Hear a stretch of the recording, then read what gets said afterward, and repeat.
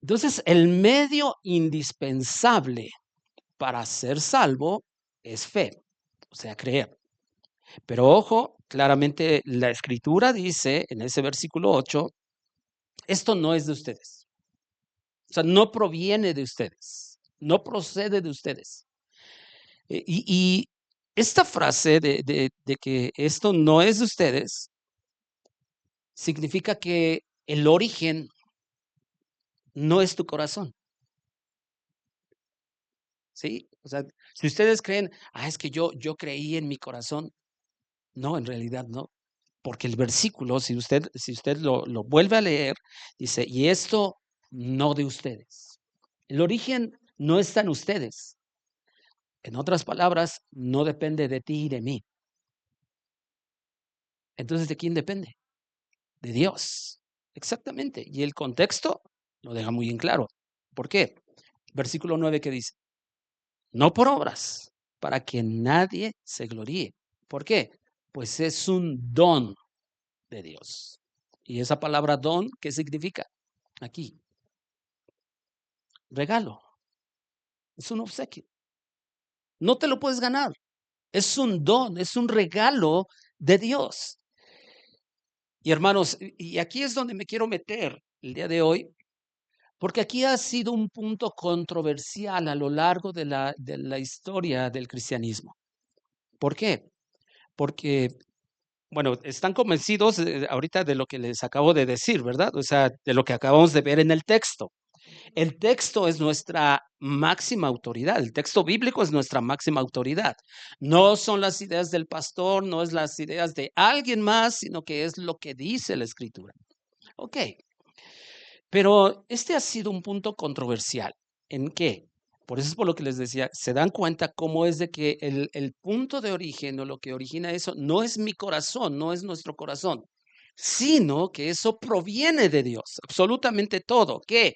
La gracia, la fe y la salvación. Todo es de Dios. Cuando dice, y esto, en ese versículo 8, y esto no de ustedes, no se origina en ustedes, ni la gracia, ni la salvación, ni la fe. Eso debemos de estar bien convencidos.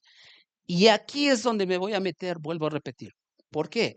Porque un sector de la iglesia dice, no, la fe la origina el hombre. La fe la pone el hombre. Y aquí hay un serio problema. ¿Por qué? Porque vamos a ver algunos versículos que si yo estoy con esa idea de que yo soy el que produce esa fe, bueno, la Biblia me va a dejar en claro que estoy equivocado. ¿Por qué? Porque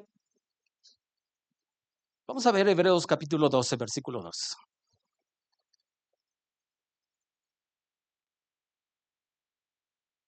Y no quisiera que esta enseñanza fuera larga, y espero que no sea larga, pero yo espero que quede claro este punto, hermanos, porque recuerdan que les mencionaba yo que, adelante, Marquito, este, eh, de que estamos viendo lo que creemos. Ajá. Y toda esta serie de enseñanzas está basada en una confesión de fe de 1689. La Confesión de Londres, la Confesión Bautista de Londres de 1689. Ahora, acuérdense, no es de que ahora nosotros seamos bautistas, sino que muchas veces, y de hecho, esta confesión de fe, en un tiempo se las vamos a dar por escrito, para que ustedes lo tengan a la mano y realmente ustedes sepan qué es. Ahora, ¿por qué no así como que agarramos nada más esa confesión de fe? Porque hay cosas que se escribieron pues en ese entonces, ya incluso hay palabras que ya ni siquiera se usan. Entonces lo estoy tratando de, número uno, de ir explicando cada cosa para que nos quede claro, pero eso es básicamente lo que creemos como iglesia. ¿Ok? Ahora, Hebreos capítulo 12, versículo 2. ¿Lo tienen? Fíjense lo que dice, puesto los ojos en quién? Jesús,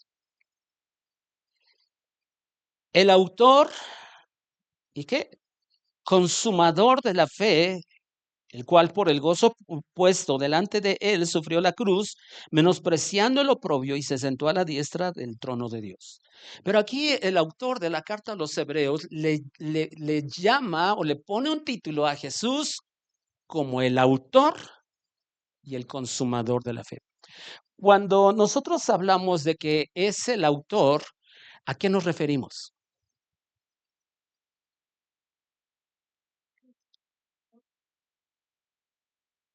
El que creó la fe. Por ejemplo, cuando decimos, es el autor de ese libro, él lo hizo.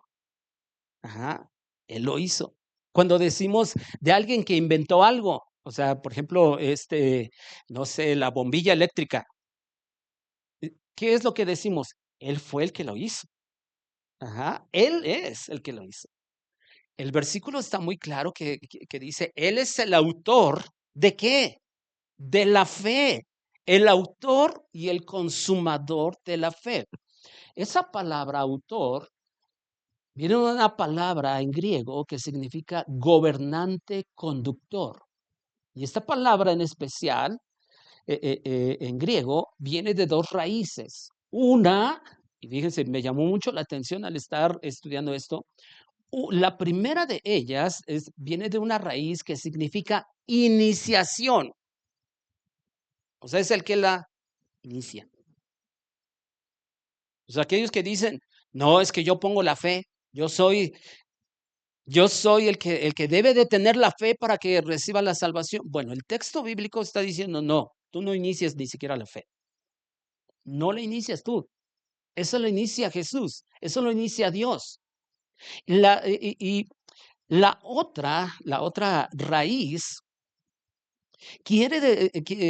significa guiar, conducir, traer, incluso algo me llama la atención el siguiente significado, arrear. ¿Cuántos de nosotros sabemos a qué se refiere eso de arrear?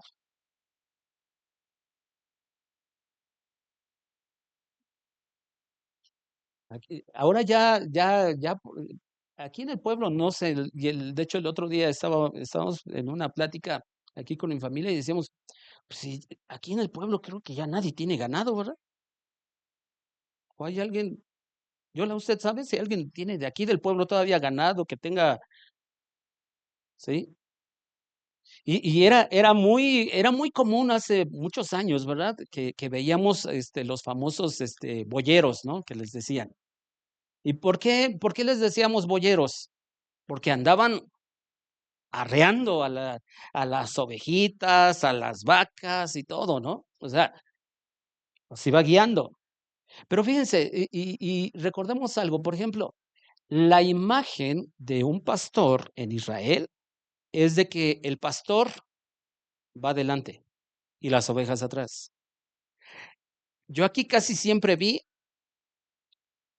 las ovejas adelante y el pastor atrás, ahora sí que como le decíamos, el boyero atrás, ¿no? Ya, ay, no te metas para allá, y con un lenguaje bien florido, ¿verdad? Y pero ese es el significado es una de las raíces de lo que significa esa palabra autor. Alguien que inicia y alguien que conduce o arrea. Incluso la segunda raíz de donde proviene esta palabra autor significa arrastrar. Ahora, ¿qué se les viene a la mente? ¿Qué imagen se les viene a la mente cuando decimos, es que lo arrastró, lo trajo a la fuerza? Es como cuando alguien atropella a alguien y de pronto se queda el individuo ahí abajo del carro y decimos, lo arrastró 2, 3 metros. Pregunta, cuando es así, ¿es por su propia voluntad del que quedó abajo? No, ¿verdad? Ese es el significado de esta palabra. Cuando el autor de la carta a los hebreos dice que Jesús es el autor, es porque él inicia y él atrae, él carrea, él arrastra a aquel que va a tener fe. Sí.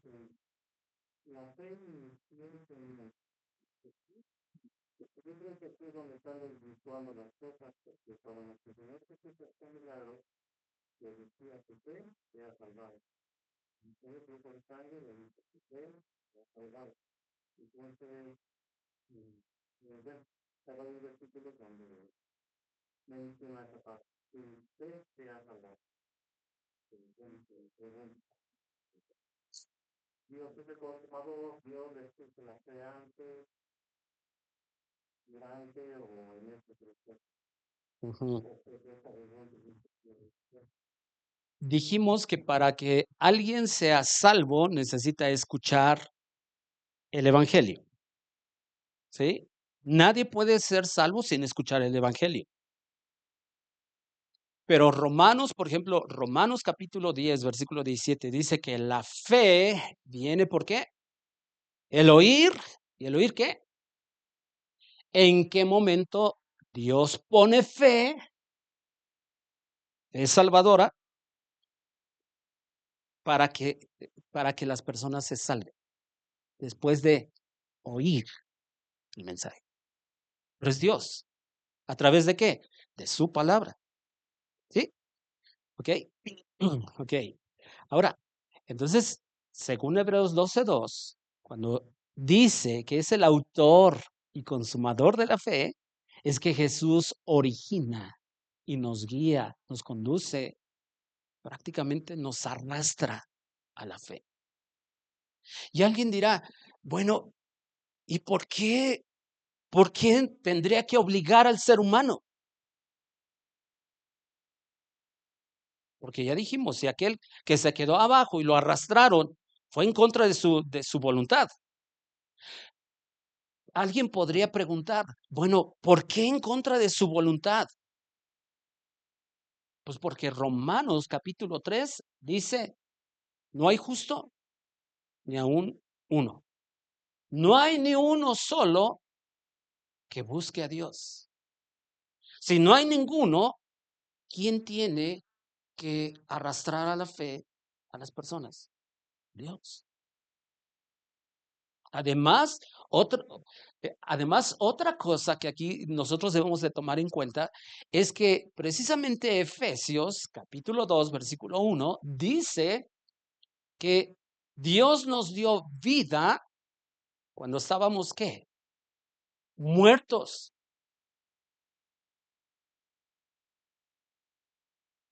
¿Y un muerto puede responder? No. Dale un cachetadón a un muerto, ni te va a hacer nada. ¿Quién es el que produce vida? Dios. Y claramente Efesios 2 dice, Dios nos dio vida cuando estábamos muertos. No podíamos responder. Se necesitaba intervención divina. Intervención divina. Escuchar el evangelio. ¿O qué? ¿De pronto a Lázaro se le ocurrió resucitar? No. ¿En qué momento él resucitó? Cuando oyó la voz de Jesús que dijo, Lázaro, camán para acá, sal fuera. En el momento que escucha a Lázaro, ¿por qué? Porque es la voz de aquel que lo puede iniciar todo con nada. ¿Se acuerda del valle de huesos secos allá de Ezequiel? ¿Cuándo empezó a cobrar vida esos huesos secos? Y si recuerda usted el pasaje de Ezequiel, dice que estaban secos en gran manera. Estaban retemuertos. Y Dios le dice al profeta, háblales.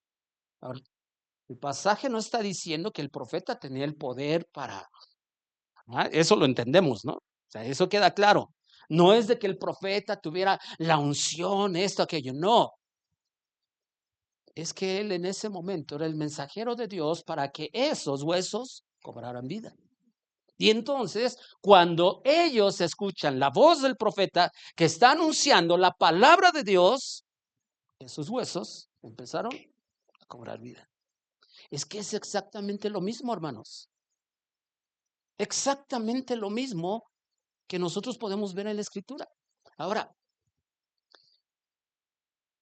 vuelvo a repetir, algunos podrían decir, ¿acaso Dios obliga al ser humano entonces? Hebreos capítulo 2, versículo 10.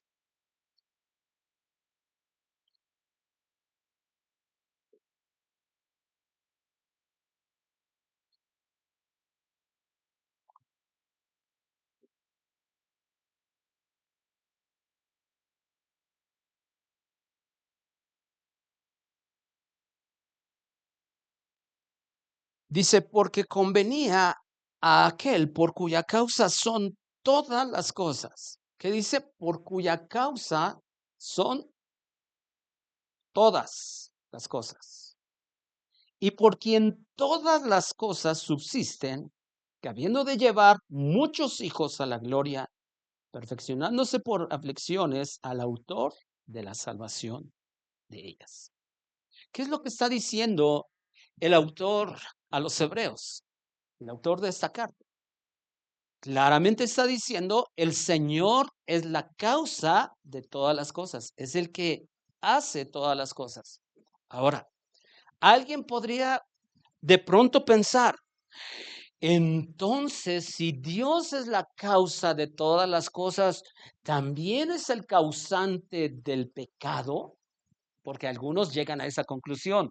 Cuando uno ve este tipo de versículos y hay muchos que dicen, no, yo no creo que Dios pueda obligar al ser humano. Bueno, Proverbios dice que Dios inclina el corazón del hombre hacia donde Él quiere.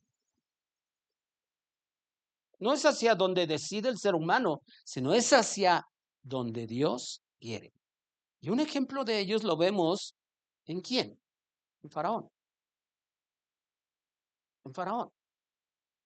Porque se acuerdan, Dios le dice a Moisés y Aarón, vayan delante de Faraón y díganle que deje ir a mi pueblo para que me celebre fiesta en el desierto. Y Faraón luego dijo, ¿y quién es? ¿Quién te mandó? ¿Quién es Jehová? O sea, yo ni conozco. Pero desde que Dios los llamó, les dijo, pero yo voy a endurecer a Faraón. ¿O ustedes creen que Dios estaba allá en el cielo tronándose los dedos y diciendo, ay, ese faraón, ojalá y que no me eche a perder la movida, no me eche a perder la jugada, porque si no, ¿qué voy a hacer? No, Dios tiene el control absolutamente de todo. Y cuando le dijo a Moisés y a Aarón, yo voy a endurecer, pero es para glorificar mi nombre.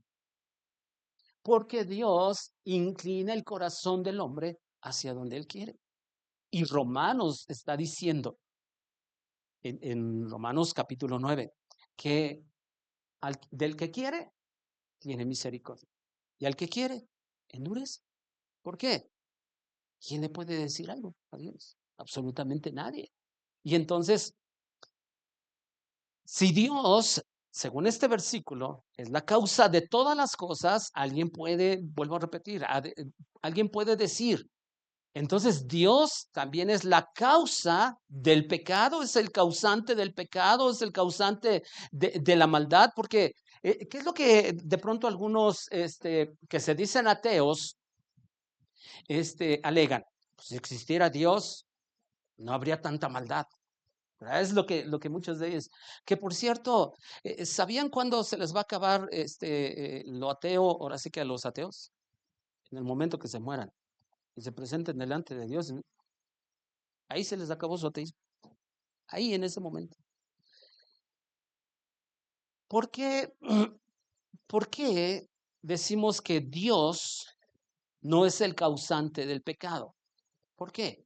Vamos a ver qué es lo que nos responde la Biblia. Santiago capítulo 1, versículo 16. Santiago capítulo 1, versículo 16.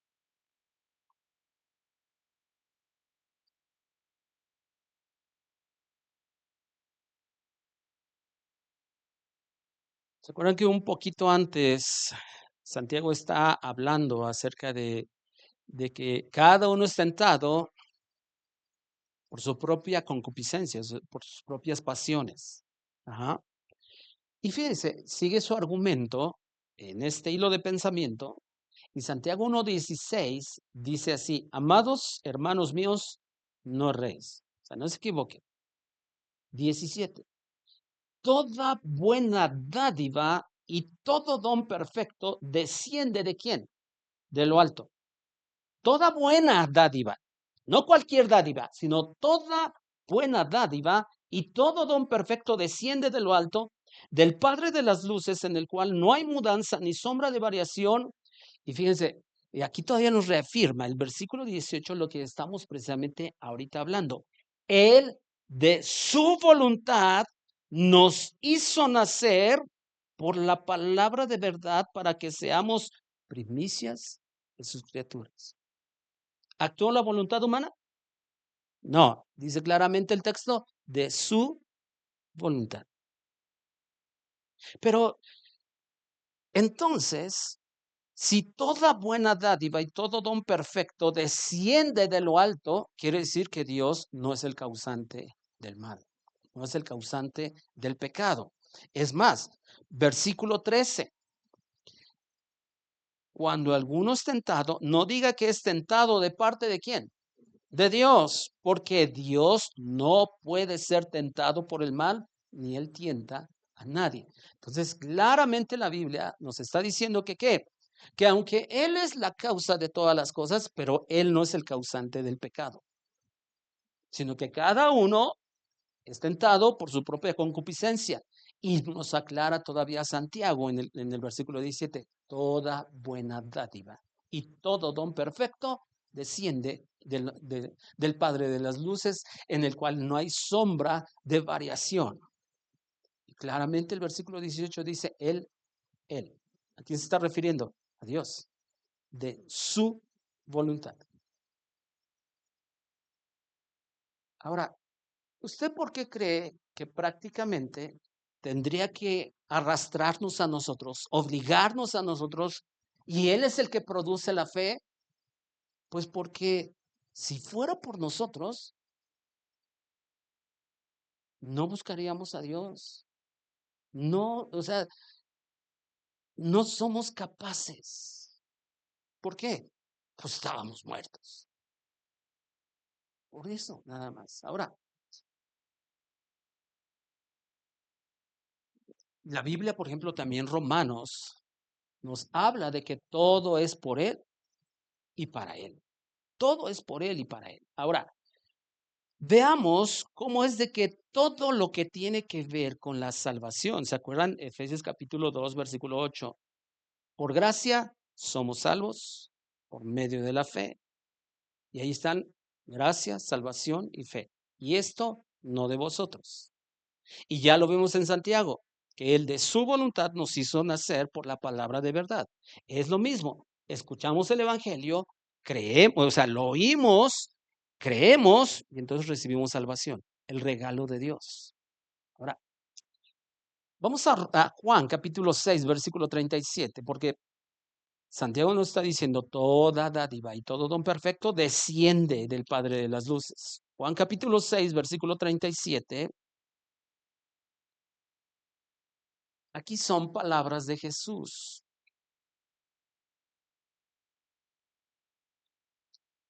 Y fíjense lo que aquí Jesús está diciendo. Jesús, dice, todo lo que el Padre me da,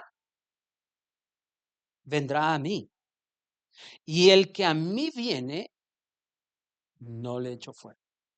Dice, todo lo que el Padre me da, no me dará, no que probablemente me dé, sino que es una acción consumada. Todo lo que el Padre me da, claramente el pasaje dice, va a venir a mí y el que a mí viene, yo no le echo fuera. Versículo 44. Fíjense cómo Jesús nos está enseñando esto, o sea, y lo dejó plasmado el apóstol Juan. Ninguno puede venir a mí, ¿sí que? Si el Padre que me envió no le trajere, yo le resucitaré en el día postrero. Entonces fuimos nosotros los inteligentes, los sabios. No, claramente, por eso Santiago dice, él de su voluntad. Pablo en la carta a los Efesios está diciendo, esto no es de ustedes, sino que es un don de Dios. Aquí Jesús mismo dice, todo lo que el Padre me da. Ahora, no está hablando de objetos, no está hablando de la autoridad, no, está hablando de personas. ¿Por qué? Todo lo que el Padre me da, vendrá a mí. Y el que viene a mí, yo no le echo fuera, no le echo fuera.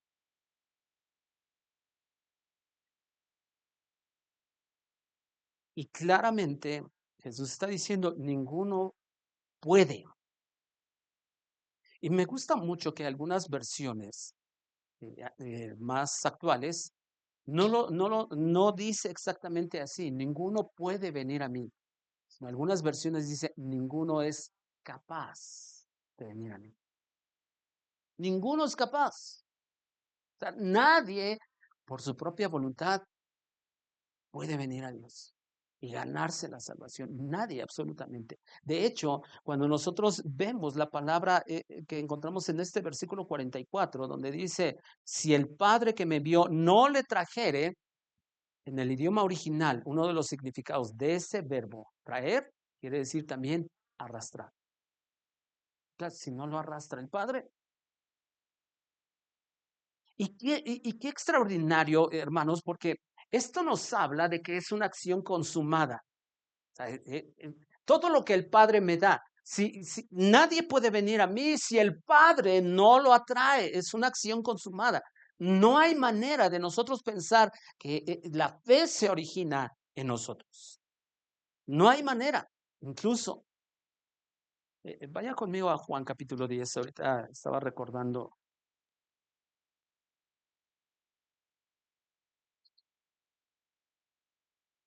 Aquí Jesús está hablando de que Él es el buen pastor.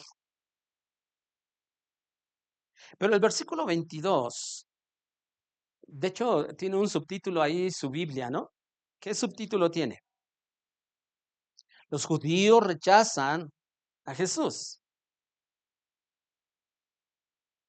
Veamos el versículo 22. Dice, se celebraba en Jerusalén la fiesta de la dedicación, era invierno. Y Jesús andaba en el templo por el pórtico de Salomón y le rodearon los judíos y le dijeron, ¿hasta cuándo nos turbarás el alma? Si tú eres el Cristo, dínoslo abiertamente.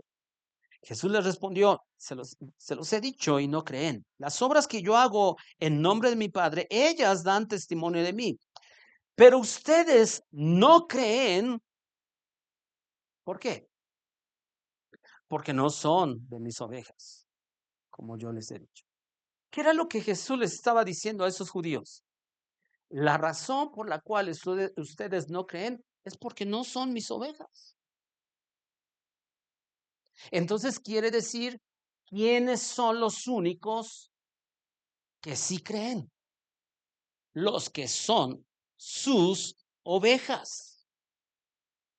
O sea, las ovejas, acuérdense muy bien esto, las ovejas que fueron elegidas, predestinadas,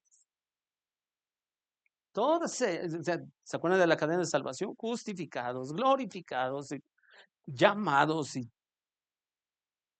ellos, para Dios, Dios dice, ellos son mis ovejas. En el momento que mis ovejas oigan mi voz, ellos me van a seguir. Jesús les está diciendo a esos judíos, ¿saben por qué ustedes no me creen? Porque simple y sencillamente no son mis ovejas.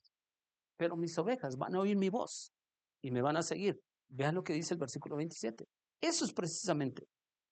Mis ovejas oyen mi voz y yo las conozco y me siguen.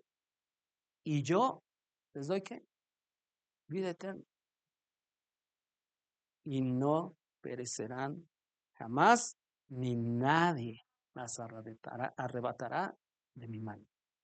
Esto es precisamente esto de que nadie los arrebatará de mi mano, es lo que Pablo escribe en Romanos capítulo 8, casi al final. ¿De qué? No hay nada que nos separe del amor de Dios. ¿Por qué? Porque nadie nos puede arrebatar de la mano del Señor. Entonces, regresemos un poquito ahí a Juan, capítulo 6, porque vemos estos versículos, dice, todo lo que el Padre me da, o sea, ya me lo ha dado. O sea, no es de que estemos disputando con el diablo, no, no, no, no. O sea, esa idea de pronto es muy, muy, muy humana. O sea, nosotros pensamos, no, pues es que de pronto, un día, como que el diablo me jala más y de pronto al otro día Dios puede más y todo. No, no, no, no. ¿Somos ovejas o no somos ovejas? ¿Somos salvos o no somos salvos? O sea, no puede ser que de pronto nosotros pensemos, 5 días estoy por allá y como que ando perdido y todo, pero 2 me consagro. Y entonces cuando estoy consagrado tengo vida eterna. No, Dios dice, todo aquel que cree en mí, viene a mí, yo les doy vida eterna. Yo les voy a resucitar en el día postrero. Eso es una acción segura, segura, absolutamente. ¿Por qué Jesús dice en ese versículo 37 de Juan 6, que todo lo que el Padre me da va a venir a mí? O sea, eso es indiscutible, eso es seguro. ¿Por qué? Porque eso de vendrá a mí es que no cabe duda que esos que Dios determinó, que Él los eligió, que los predestinó, van a venir a Jesús. ¿Por qué? Porque el Padre los va a traer, el Padre los va a arrastrar. Nadie es capaz por sí mismo, absolutamente nadie. Y cuando nosotros vemos en ese versículo 44, que ya lo mencioné, que el Padre, nadie puede, ninguno puede venir a mí si el Padre que me envió no lo trajere. Es que este término da la idea de prácticamente obligar o incluso inducir a hacer algo en contra de su voluntad.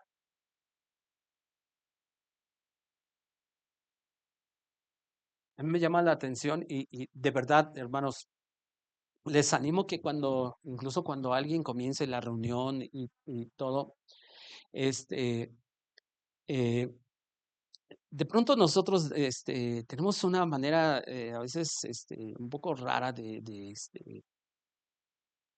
orar. Ajá. ¿A qué es a lo que me refiero? De pronto decimos, y ahorita me acordé, cuando decimos, vamos empezando, somos poquitos y decimos, no, Señor, apresura sus pasos, como si Dios estuviera ahí, eh, pues si la empuja un poquito más a Rosita, pues se nos va a caer de un jalón para acá, ¿verdad? O sea, pero cuando nosotros decimos que Dios prácticamente nos tiene que obligar en una cuestión espiritual, no es Él te va a obligar, te va a abrir la Biblia en el Salmo 91 y todas las noches y entonces te va a obligar y casi estás aquí. No, o sea, hay cosas que obviamente es nuestra responsabilidad. Orar es nuestra responsabilidad. Buscar a Dios es nuestra responsabilidad. Venir a la iglesia es nuestra responsabilidad. Porque si nosotros pensamos de que prácticamente Dios tiene que acelerar mis pasos y entonces yo estoy ahí en la puerta, ¿verdad? Luchando con Dios y no, yo no voy, y yo no voy, y yo no voy, y yo no voy. O sea, de esa manera no actúa. El que es oveja va a venir a la iglesia, sin duda, sin duda. Ujú. Ahora, cuando la Biblia dice que todo lo que el Padre me da, eso implica que no todos le fueron dados a Jesús por el Padre. Porque dice, todo lo que el Padre me da, o sea, todo aquel que Dios ha determinado, que el Padre ha determinado que es mío, va a venir a mí. Pero algunos, ¿por qué no van a venir? ¿Y por qué no van a creer?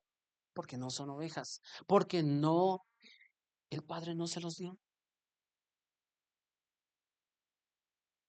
Y entonces de pronto algunos dicen, entonces Dios es muy cruel. ¿Por qué? Porque en la Biblia encontramos versículos en la cual claramente, y creo yo que aquí estaremos todos de acuerdo, hermanos, en que claramente la Biblia dice, porque son palabras de Jesús, dice que el camino que lleva a la salvación es que angosto, estrecho. Y dice Jesús que pocos van por ellos. Pero el camino que lleva a la perdición es que espacioso. Ahora, si es Dios el que de algún modo elige y da fe a algunos para que crean en Jesús y se salven y Jesús los resucite en el día postrero, algunos dicen, no, ese es un Dios cruel. Porque ¿cómo es posible que si Él tiene todo el poder para salvar a todos, ¿por qué no muchos se salvan? ¿Por qué Dios los deja ya en sus pecados y por qué solamente algunos los elige, los perdona, los limpia y están con ellos y va a estar con ellos van a estar con Dios por toda una eternidad? ¿Por qué no a la mayoría? Es que ahí es donde vemos también la misericordia de Dios, porque absolutamente todos teníamos garantizados que la muerte. Y al que quiere, del que quiere, tiene misericordia. Por eso es un acto de misericordia. Y por eso, hermanos, nosotros que entendemos esto que nos está enseñando la palabra de Dios, debemos de alabar el nombre del Señor y decir, gracias Dios porque pusiste fe en mi corazón. Porque si hubiera sido por mí, nunca te hubiera yo buscado. Porque la Biblia dice, no hay quien busque a Dios. No hay nadie.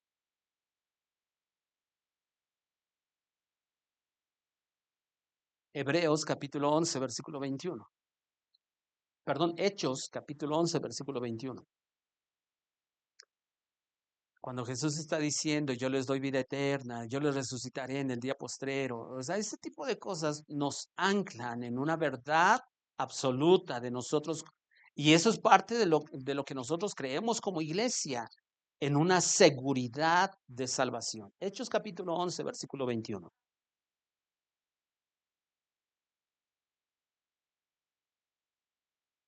¿Se acuerdan que la primera iglesia a donde iban, ellos predicaban el evangelio? Y aún en medio de persecución, en medio de un ambiente hostil, la iglesia, el primer siglo, se distinguió por eso. A donde iban, ahí predicaban el evangelio. Para allá, para acá, iban predicando el evangelio. Muchas señales y milagros sucedían, ¿se acuerdan? Versículo 21 dice, y la mano del Señor estaba con ellos, y gran número creyó y se convirtió al Señor. ¿Pero por qué creyeron? Porque Dios tocó sus corazones, puso fe en ellos para que al escuchar el Evangelio, ellos pudieran ser salvos.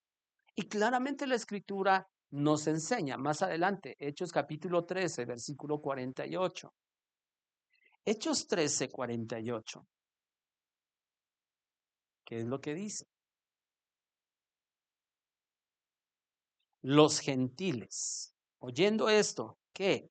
Pablo y Bernabé están diciendo, es que los gentiles se están convirtiendo a Dios, están creyendo en el Evangelio. Versículo 48, los gentiles oyendo esto se regocijaban y glorificaban la palabra del Señor y creyeron, ¿qué dice? Todos los que estaban ordenados para vida eterna. ¿Quién los ordenó? Dios. Porque Santiago nos los dijo, Él de su voluntad, Él de su voluntad, de la voluntad de Dios, Él quiso que nosotros tuviéramos fe. De hecho, este versículo 48, se los quiero leer, este versículo en la Nueva Traducción Viviente dice, cuando los gentiles oyeron esto, se alegraron y le dieron gracias al Señor por su mensaje, y todos los que fueron elegidos para vida eterna se convirtieron en creyentes. Filipenses capítulo 1, versículo 29.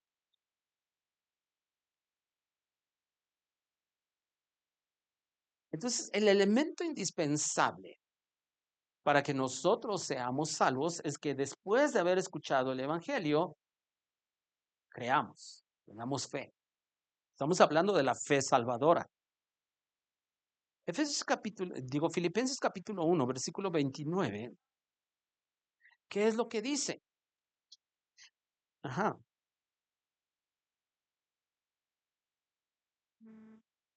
concedido.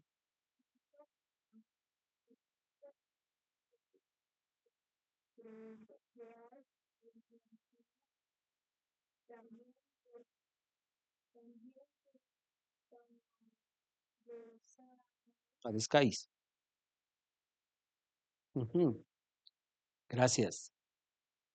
¿Qué dice? Porque a vosotros es concedido. ¿Quién lo concedió? Dios. Dice, a causa de Cristo, ¿pero qué? No solamente el creer. Entonces, nosotros realmente ponemos la fe en cuestión de la salvación. No, no, no. Creemos en Cristo por causa de Cristo. ¿Se dan cuenta por qué? Entonces, tiene todo el sentido cuando nosotros decimos que solo Cristo. ¿Se acuerdan de las 5 solas? Solo Cristo. Es a causa de Cristo, creemos en Cristo. ¿Y quién murió por nosotros? Cristo. ¿Quién nos da la fe? Cristo. ¿Quién nos resucitará en el día postrero? Cristo. ¿Quién nos da vida eterna? Cristo. Todo tiene que ver con Cristo.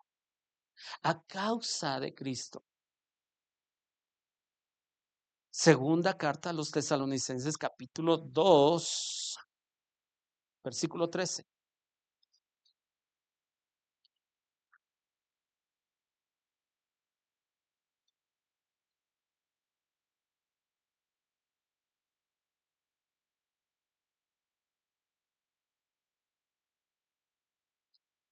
Dice, pero nosotros debemos dar siempre gracias a Dios respecto a ustedes, hermanos amados por el Señor, de que Dios les haya escogido desde el principio para salvación mediante la santificación por el Espíritu y la fe. ¿Y qué? Es otra manera de decir la fe en Jesucristo. Ujú. La evidencia bíblica es clara, es contundente de que nosotros no tenemos ningún mérito, ni siquiera, aunque Efesios 2:8 dice, por gracia somos salvos por medio de la fe, pero la fe no la pongo yo, es a causa de Cristo. Y este versículo, por ejemplo, segunda carta a los Tesalonicenses 2:13, ¿qué es lo que, qué es lo que nosotros vemos? La Trinidad actuando en el caso de la salvación. ¿Por qué? Veamos una vez más el versículo. Pero nosotros debemos dar siempre gracias a quién? A Dios respecto de ustedes, hermanos amados, ¿por qué? Por el Señor. ¿A quién se refiere el Señor? ¿Al Padre o al Hijo? Al Hijo. Ajá, al Hijo. De que Dios, el Padre, les haya escogido desde el principio. ¿Desde cuándo? Desde el principio para salvación mediante la santificación. ¿Por quién? Por el Espíritu. Este versículo es trinitario, absolutamente. Ujú. Y la fe en la verdad. Y el último versículo, Hechos capítulo 16, versículo 14.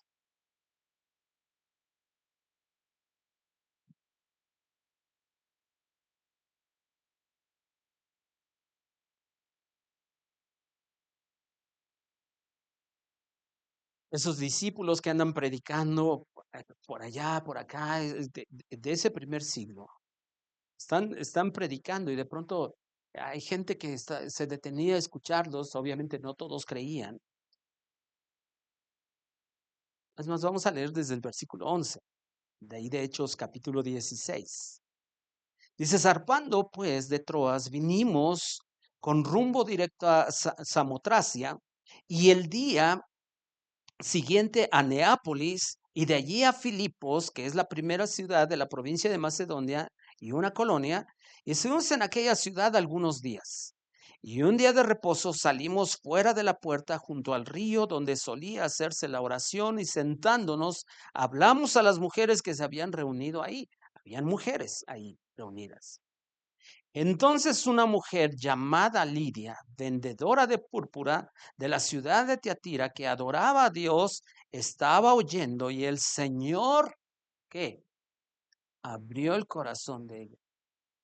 No dice, el texto no dice que ella abrió su corazón, ¿o sí? No. ¿Quién lo abrió? El Señor. En realidad, ¿qué fue lo que, cómo es de que lo abrió? Puso fe en ella. ¿Por qué? Vean, dice, para que estuviese atenta a lo que Pablo decía. Es que es Dios el que abre el corazón. Por eso cada vez que nosotros le predicamos a alguien, decimos, Dios, si tú no abres su corazón, si tú no tocas su corazón, yo puedo ser muy bueno predicando. Nadie va a creer si tú no obras.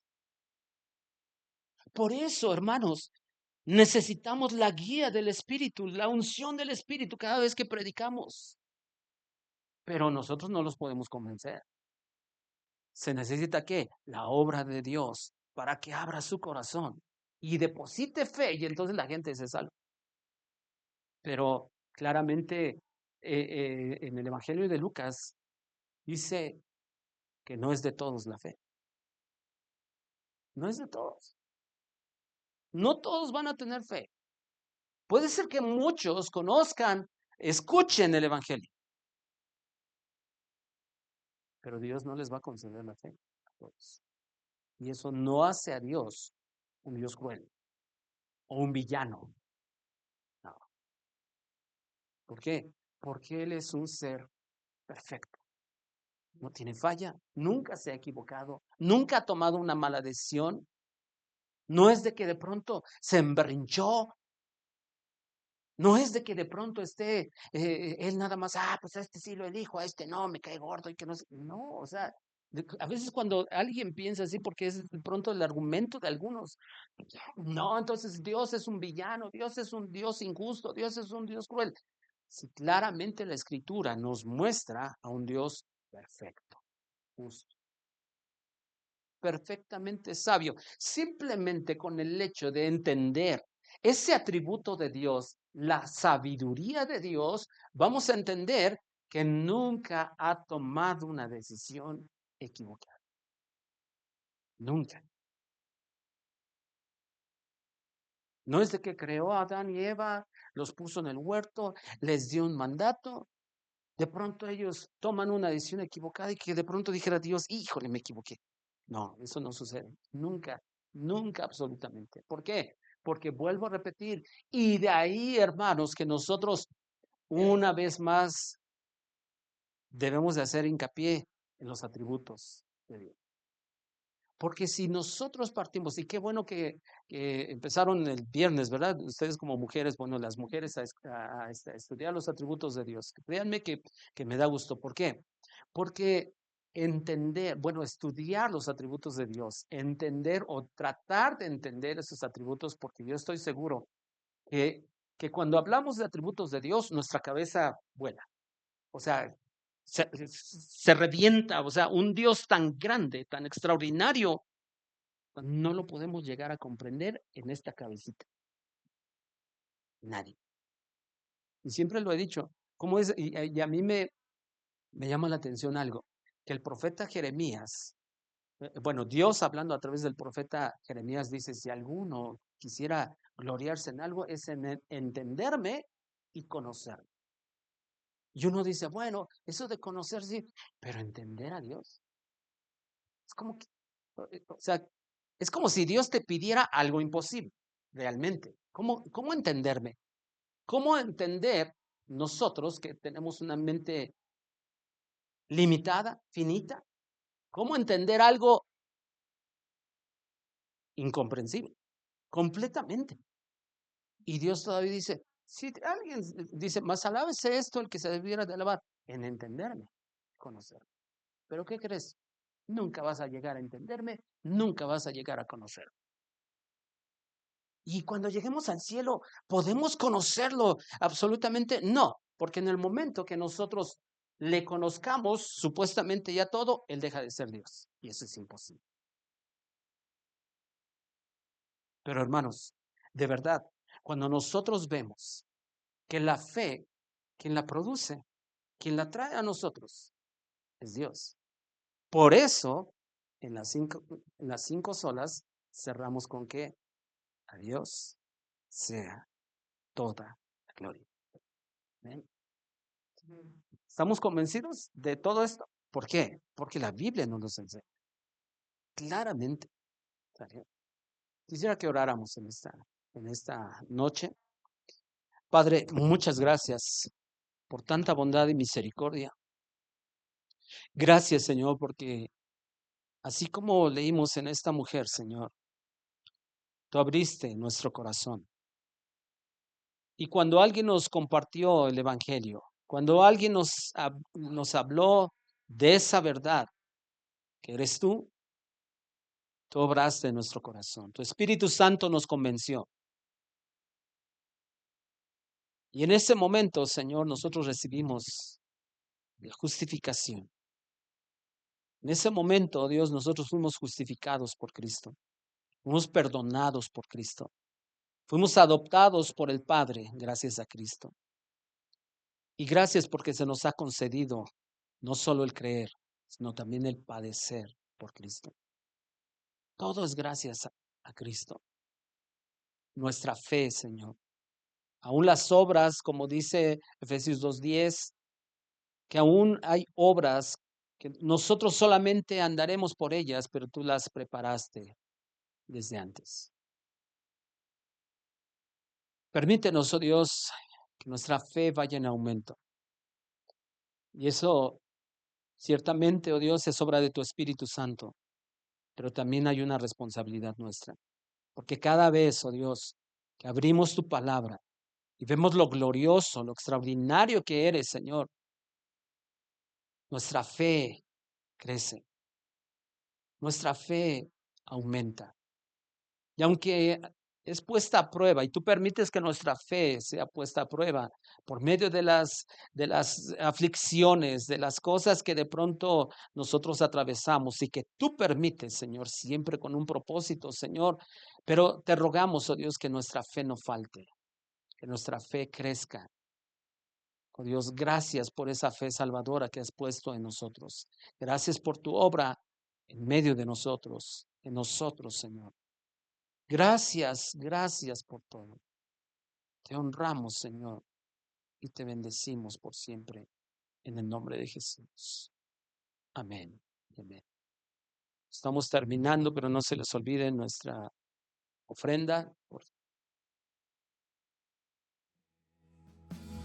Escudo alrededor de mí, no temerá mi corazón, la salvación es del Señor.